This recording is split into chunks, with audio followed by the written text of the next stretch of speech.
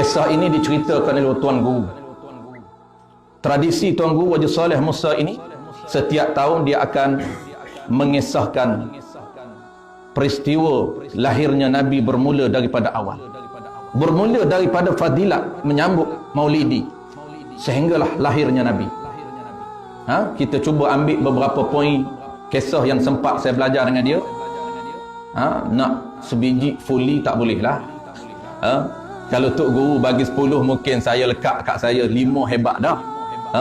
Mungkin lekat cerita 3 pun hebat dah daripada tak lekat langsung.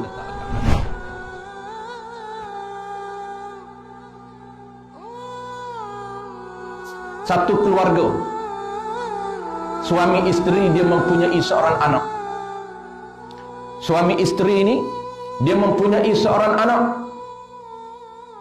Anak yang tunggal. Anak tunggal ni maka manjalah anak dia ni. Manja, anak dia ni dimanjakan. Tak lama kemudian ayah dia meninggal. Lalu budak ni, anak yang kecil ini duduklah dengan mak dia. Anak yang kecil ini duduk dengan mak dia. Tak lama kemudian mak dia pula meninggal dunia. Kedua-dua meninggal dunia. Dalam mak budak ini masih lagi kecil.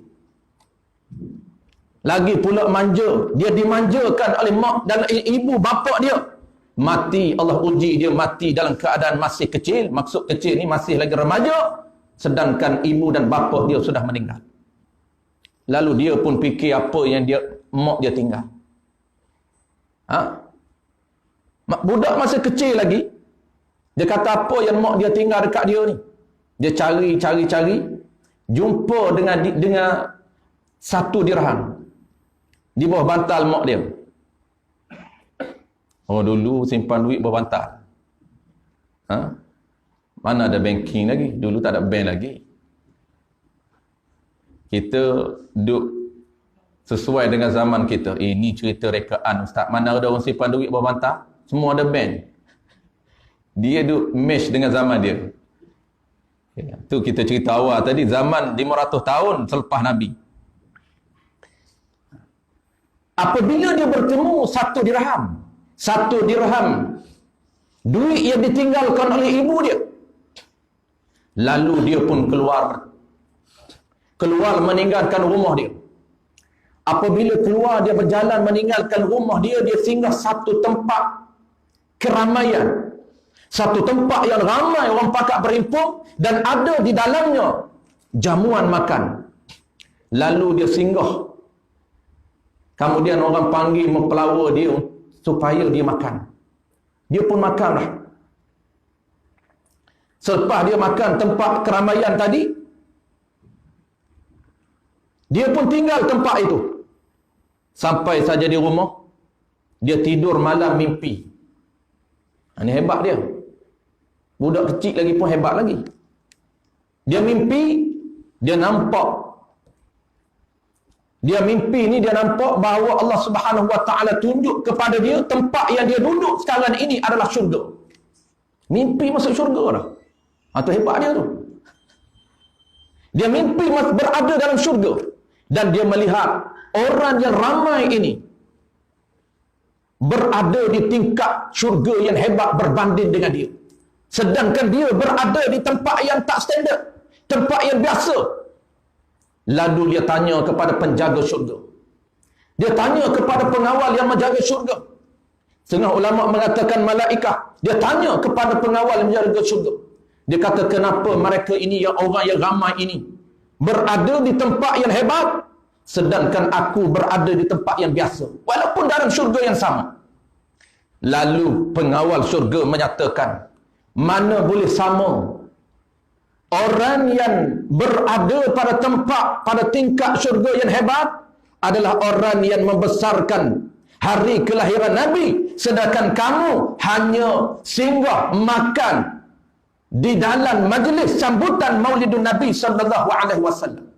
Barulah dia teringat, barulah dia sedar bahawasanya rupanya yang dia singgah makan satu hari sebelum dia tidur itu di tempat mereka yang menyambut kelahiran Nabi sallallahu alaihi wasallam. Tempiahnya dia tumpan makan saja, membesarkan dengan makan.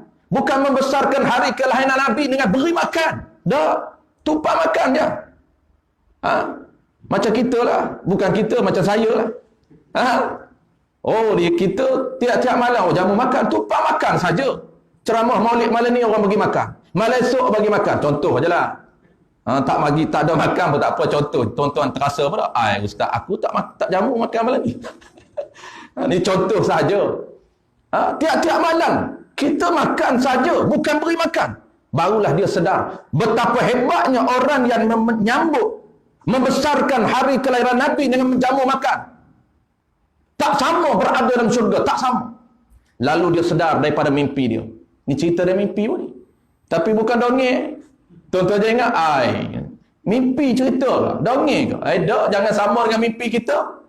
Kita mimpi nak masuk syurga. Jauh. Tuan-tuan, kalau tuan-tuan mimpi masuk syurga, hebat lah tu. Saya tak pernah lagi. Kalau mimpi masuk syurga, seronok tuan-tuan. Ni budak lagi ni. Mimpi masuk syurga dah. Anak yatim piatu dia. Apabila dia sedar daripada mimpi dia, dia bertekad. Dia bertekad betapa besarnya fadilat orang yang membesarkan Maulid Nabi, dia akan melakukan kebaikan yang sama.